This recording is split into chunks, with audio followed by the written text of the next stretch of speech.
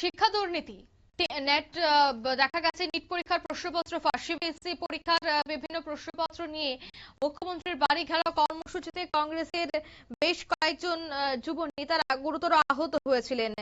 তাই এবার দেখা গেল যে নিট সিবিএসই প্রশ্নপত্র নিয়ে আবারও ত্রিপুরা প্রদেশ যুব কংগ্রেসের আন্দোলনে সিআরপিএফ এর যিনি রাজকুমার রয়েছিলেন, ওনার গালিগালাজ এবং আক্রমণ সংঘটিত করেছিলেন যুব কংগ্রেসের নেতৃত্বদের উপর। তারই প্রতিবাদে আজ ত্রিপুরা হিউম্যান রাইটস কমিশনে দফতরে ডেপুটেশন প্রদান করেন ত্রিপুরা যুব কংগ্রেসের এক প্রতিনিধি দল।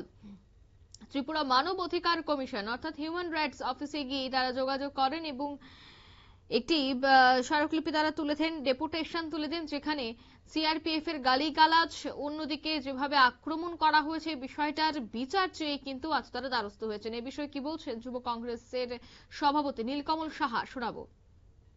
সাক্ষী রয়েছেন যে 15ই জুন 2026 ত্রিপুরা প্রদেশ যুব কংগ্রেসের পক্ষ থেকে যে নিট পরীক্ষার প্রশ্নপত্র ফাঁস এবং নানান রকম লোকাল ইস্যু নিয়ে শান্তিপূর্বক যেই মিছিলটা আমরা করছিলাম, সেই মিছিলে আমাদের সঙ্গে কিভাবে সিআরপিএফ এর উংলি হেননে, সিআরপিএফ এর আদেশে আমাদের উপরে লাঠিচার্জ হয়েছে, যার দরুন আমাদের অনেক সংখ্যক যুবক যুবতীদের উপরে গুরুতর আহত হয়েছেন তারা। এবং আমরা যেই ব্যাটালিয়ন 140 ব্যাটালিয়ন সিআরপিএফ এর 140 ব্যাটালিয়নের রামকুমার যিনি অ্যাসিস্ট্যান্ট কমান্ডেন্ট ছিল তারা, সেই অ্যাসিস্ট্যান্ট কমান্ডেন্টের যে ভাষা আমাদের উপরে প্রয়োগ করা হয়েছে, আমরা আসার আগেই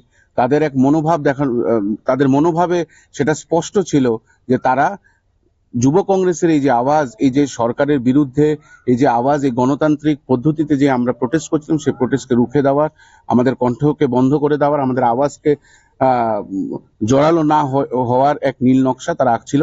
আমরা দেখেছি যে কিভাবে তারা আমাদেরকে মেরে। আপনারা শুনলেন, অর্থাৎ তাদেরকে যেভাবে মারা হয়েছে এই বিষয়টার তীব্র প্রতিবাদ জানিয়ে কিন্তু আজ তারা হিউম্যান রাইটস কমিশনে আসেন এবং সেখানে এটি ডেপুটেশন প্রদান করেন। নিয়ে নিচ্ছি ছোট্ট একটি বিজ্ঞাপন, বিরতির সঙ্গে থাকুন।